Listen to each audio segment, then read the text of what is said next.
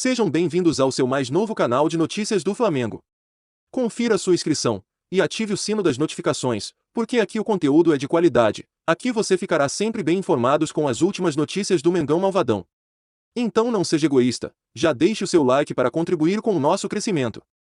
Feito isso, vamos ao vídeo. Possibilidade de assistir a um Flamengo e Vasco na resenha com esses caras aqui, né? Que conhecem Flamengo, Vasco, conhecem essa rivalidade. E outra coisa, Pedrinho, que eu gostaria de compartilhar com quem está em casa é o perfume do Paulo Nunes, mas não inventaram a televisão que transmite cheiro ainda, né? Eu achei que era o grafite, né? Porque o grafite é que chega assim. O grafite também chega... Mas hoje o Paulo chegou chegando. Mas foi essa. É aí que o Pedrinho colocou. É fato isso, é a ajuda do grafite. Eu fui esperto, né? Fui nele ali, qual que é essa parada aí? Ele me passou. Você vê que, né? Você vê que um estimula o outro, né? O alto nível de um. Contagia. Muito bem, mas assim, ali no camarim já estava um ambiente bom, perfumado, e aqui continua. A trinca tá boa, um meio-campista, um homem de beirada. Isso. E o goleador. Um telespectador. O número 9. Um telespectador para ficar vendo os dois. Muito bem, vamos falar do Campeonato Paulista, que hoje teve um encerramento, né? Ali já com tudo definido. Campeonato Carioca não, né? Aí outra lógica, hoje valia a vaga na semifinal. O Vasco tinha uma missão difícil, fazer 2 gols no Flamengo. Conseguiu equilibrar o primeiro tempo, Pedrinho, mas não a ponto assim de dar um susto mesmo no Flamengo. Competiu bem no primeiro tempo, né? Teve 2 finalizações do Nenê, né? Uma pegou de cruzado ali de fora da área onde o Hugo fez a defesa, e o Flamengo chegou bem ali num lance que teve 2, 3 oportunidades seguidas com Pedro, Gabigol. Ele competiu bem, eu acho que ele tirou os espaços que o Flamengo queria no primeiro tempo, lutou bem e teve oportunidade.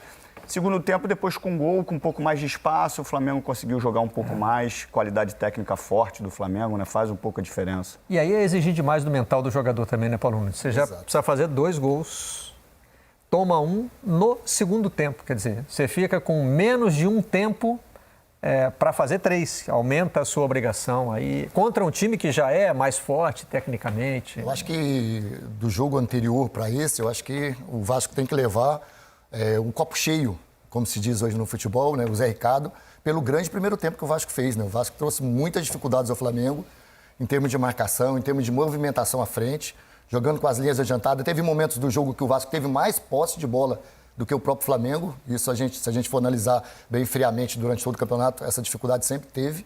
E o Vasco não, no primeiro tempo se impôs, né, com a vontade, com a determinação. O Flamengo estava com muitas dificuldades na construção. Você vê, aí o Flamengo tem um jogador também especial, né, que é o Arrascaeta, né? O Pedrinho estava falando aqui das jogadas de finalização. Ele escapuliu 2 vezes pelo lado esquerdo, né, buscando espaço. Né, e ele é muito inteligente, né, Barreto? E aí o Flamengo soube... Essa é a bola que o Pedrinho falou.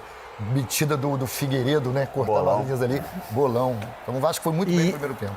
Essa é outra jogada que o Pedrinho também citou, né? Chute do Pedro, teve rebote, o Gabigol chutou, ficou reclamando de pênalti. Agora qualquer chute também, todo mundo reclama de pênalti, né? Enfim. Agora, o Arrascaeta também não tem uma questão tática envolvida? Ele me parece ser o jogador que está mais confortável no sistema do Paulo Souza. Parece que, assim, das funções que os jogadores tiveram que desempenhar, por quê? Porque mudou menos a função dele?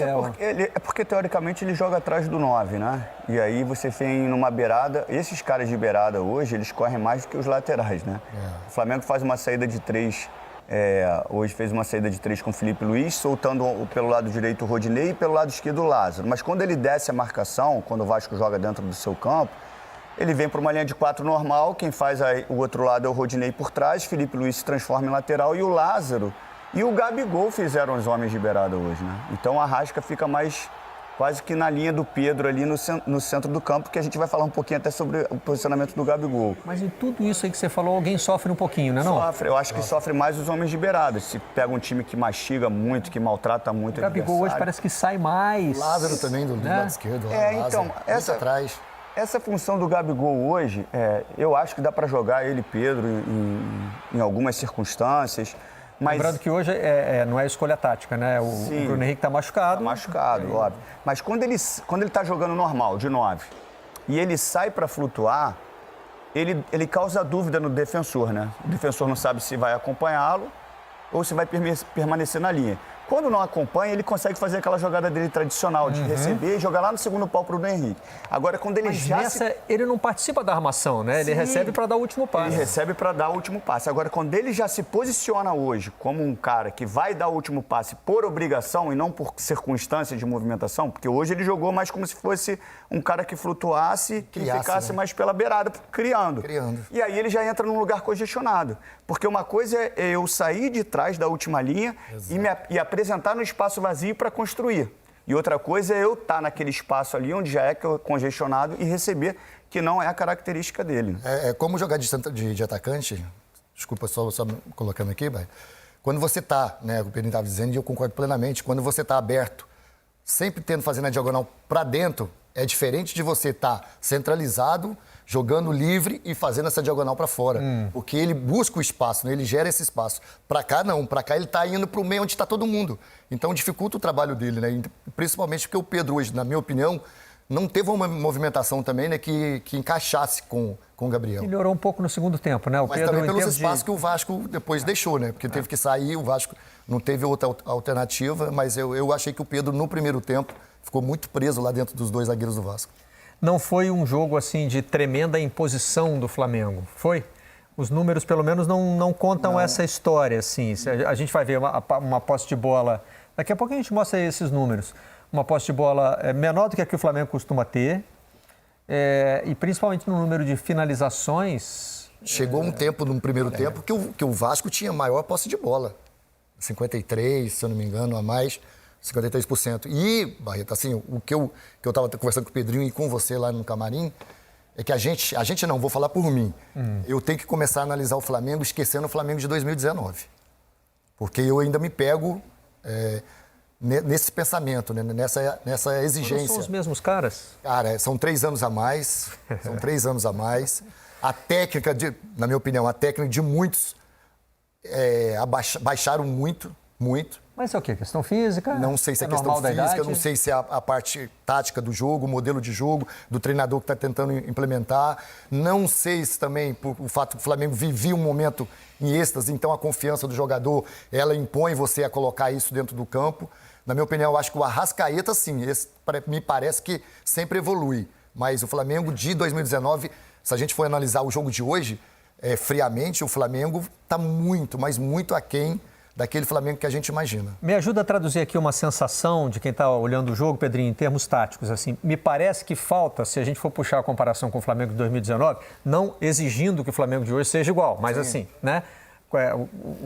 O que há de diferente hoje? Além de alguns nomes, evidentemente, daqui a pouquinho a gente mostra as escalações. Mas parece que falta um momento de explosão para o Flamengo de hoje. O Flamengo do Jorge Jesus trabalhava a bola, se postava no campo do adversário, e aí parece que tinha uma hora que dava um clique, né? A velocidade do jogo mudava. Os caras ficavam, né? Parece que ficavam doidos de uma hora para outra.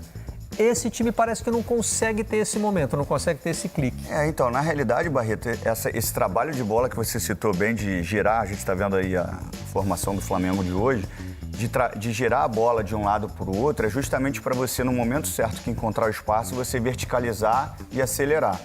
E aí tem algumas observações até em cima disso tudo que a gente está falando. Eu acho que o Flamengo hoje, ele é menos intenso, ele tem menos movimentos organizados, tudo também pelo momento e pelo processo que o Paulo Souza fez, né? Eu acho que assim, ele está mudando muito, obviamente, para observar, e aí você não automatiza os movimentos que são treinados, nem o meu conhecimento com o meu companheiro.